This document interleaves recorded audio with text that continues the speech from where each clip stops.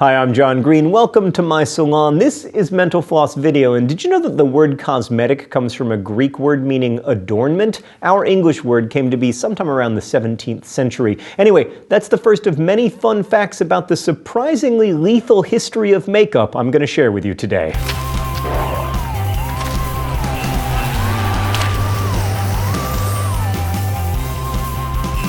Between 150 and 31 BCE, lipstick was an indicator of social status in the Roman Republic. Both men and women wore it to show that they were in the upper class. Now, of course, it's not news that the ancient Egyptians loved to line their eyes, but back then there weren't a lot of non-toxic eyeliners. Many of them used something called maidemet, which contained gray lead. Another option was a paint solution containing copper. And like the Romans, men and women in ancient Egypt wore lipstick in accordance with their social standing. Cleopatra and other lipstick wearers around 50 BCE started the practice of wearing carmine, that is, crushed beetles, to color their lips red. Kohl eyeliner, a powdered lead sulfide, was a tradition in ancient India, and actually many still use it there today, although it's considered toxic and not recommended. You're also probably familiar with henna, or mendi, which is a paste that people use to draw designs on their hands. Henna is the name of the plant where the paste comes from, and this practice might date back as far as 7000 BCE. It's believed that the ancient Egyptians used henna designs first,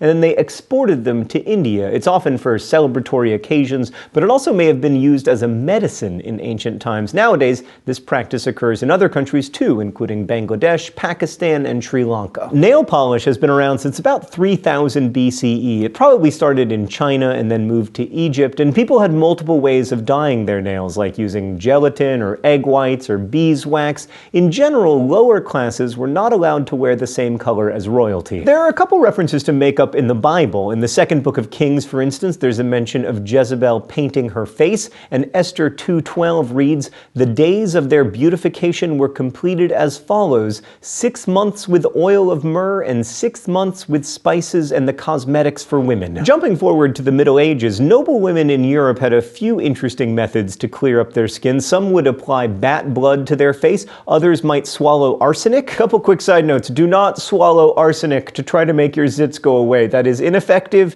and also potentially fatal. Also, have you ever tried to catch a bat? Great way to get rabies. Let's move on to lipsticks. So a predecessor to solid lipsticks was invented sometime around the turn of the 11th century CE. It was basically perfume made solid thanks to a mold. These were created by a man named Al-Zarawi who lived in modern-day Spain. He was also one of the best surgeons of his day, but he found time to improve cosmetics as well. And then there are people who use makeup for evil, like Giulia Tofana of 17th century Italy. She sold blush containing arsenic, lead, and other poisonous items. Giulia knew they were deadly, and it's believed that at least some of her customers did too, because she sold them to women who had problems with their husbands. Giulia later said that 600 men died thanks to her product. And makeup has a complicated past in England as well. You probably already know that powder was really important in the Elizabethan era. In order to make their faces white, some people also used a combination of white lead and vinegar, a tradition that was left over from the Renaissance. And then in 1770, Parliament declared lipstick illegal. They would try women guilty of seducing men into matrimony by a cosmetic means, believing it was a form of witchcraft. But makeup inevitably came back into style. In 1952, before Queen Elizabeth II's coronation, she commissioned her own shade of lipstick from the company Clarins. That way, she'd perfectly match her ceremonial robes. That, by the way, was about 70 years after the first commercial lipstick was invented. It was produced in Paris in the late 19th century,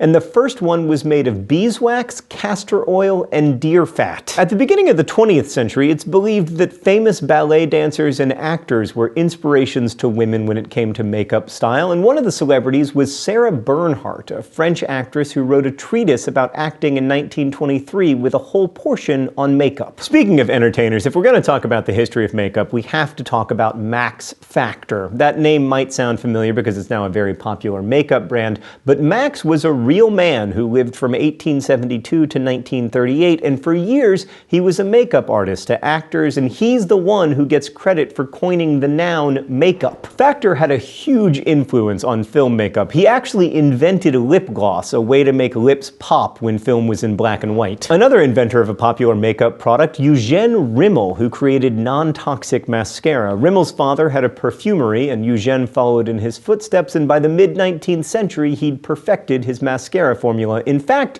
the brand is still around today. But of course, that didn't mean that all mascara around the globe became non-toxic all at once. During the 1930s, you could still buy mascara in the United States containing turpentine, coal, and an ingredient in hair dye known as aniline, and each of those products could blind you. For a while, the US government didn't have control over what beauty products were being sold, but then eventually, in 1938, they gave the FDA some power over the industry when they passed the Federal Food, Drug, and Cosmetic Act. That way, they could stop products like those mascaras that were sending women to the hospital. Some of the stories about this stuff are pretty gruesome, so I won't share them, but I will put a link in the video description. Another makeup company you'll probably recognize is Maybelline, which has been around since 1915. It was founded by a man named Tom Lyle Williams, but the company is named after his sister, Mabel. He was inspired when he noticed that she used a combination of Vaseline and coal dust on her eyelashes and eyebrows after they'd both burned off in a kitchen accident. I mentioned earlier that nail polish has been around for thousands of years, but a patent for the product didn't get granted until 1919. It was for pink nail polish, and that was the only color option for many years. That said, a company called Northam Warren, now known as Cutex, had been selling nail products like cuticle remover and polish since 1911.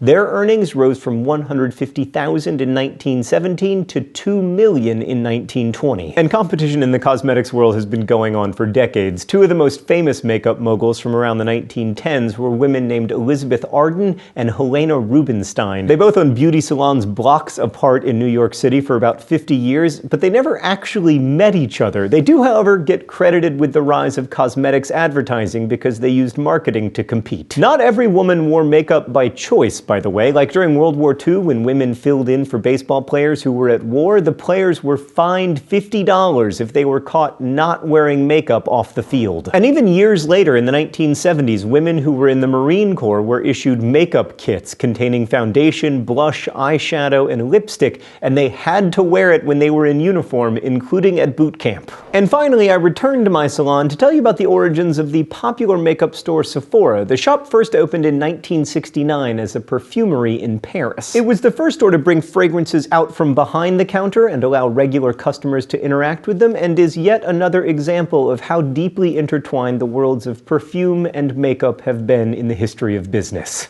Thanks for watching Mental Floss video, which is made with the help of all of these nice people. Full disclosure, in this episode and most episodes of Mental Floss, I'm wearing just a little bit of makeup. I love a little bit of makeup. As we say in my hometown, don't forget to be awesome.